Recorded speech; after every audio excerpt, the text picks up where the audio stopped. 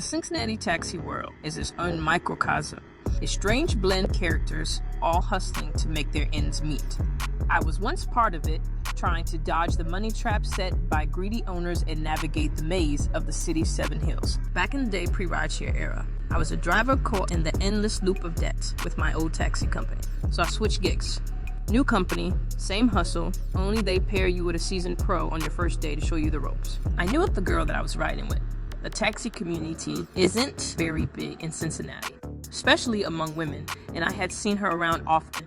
She kind of reminded me of Bad Baby, a red-headed woman with a hood rat attitude, very loud and boisterous, always vying for the spotlight, always seeming to be a little larger than life on the streets. I stayed away from her. Why? Because she glorified everything that weighed down urban life, whereas I cherished the beauty of it, the music, the dance, the unspoken artistry. We're out to pick up our first client, heading to an apartment complex with a parking lot from hell, traffic flying down the hill, a steep decline that scrapes your undercarriage, and a sudden drop that hides the lot from view. I tell Redhead, this ain't no ordinary pickup. I've driven this old lady before, an unpredictable soul who once tore into me over politics. One time, I took her to her normal stops, the CVS to get a few odds and ends, and maybe to the bank first. One time, she struck up a conversation with me and asked me what I thought about the new president of the US. I told her that I thought he was doing a good job and that I was proud to call him my president. She got out of the car without saying a word about the subject. But when she came back to the car, she lambasted my political views and verbally harassed me until I dropped her back off. She even yelled at my car as I pulled out of that miserable driveway. I warned Redhead about the elderly lady, but Redhead shrugged it off, and we braced ourselves as the cab scraped through the treacherous descent into the parking lot. So we get to the complex, and there's the lady. She hops in and Redhead, unfiltered as ever, ask her straight up, "What you trying to get?" I'm puzzled, because I know street slang and what that phrase means. But before I know it, we're en route to not just KVS and the bank, but also a drug deal. Smartphones hadn't become popular, and I didn't have a phone.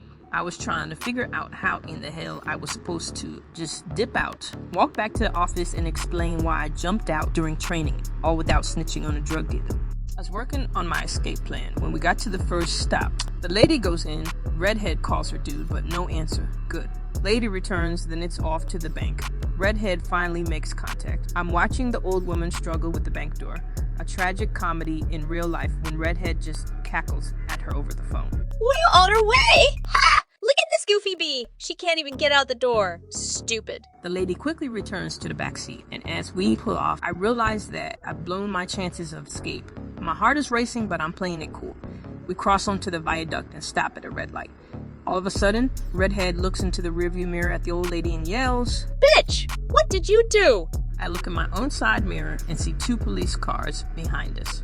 Now, I'm really confused. Why would the police try to catch us before we committed the crime? Aren't they early? How are we already in damn trouble? The light changed and the cars behind us turned on their lights and sirens. Then 4 more police cars came out of nowhere and surrounded the vehicle. Dozens of police on foot surrounded the taxi with huge rifles drawn, pointing right at me. They were yelling and screaming, trying to disorient us. I was already disoriented, but as the only black person in the car, my fear wasn't just palpable. It was a living, breathing thing. The loudspeaker blared instructions. Redhead stepped out first, muttering curses at the old lady. That's when the elderly woman tried to plant a bottle of cheap wine in Redhead's purse. I tossed it back out only for the cops to threaten me with lethal force if I moved again. Walking backward out of that cab and toward the cruiser was the longest journey of my life. My legs had turned to noodles, shaky and uncertain.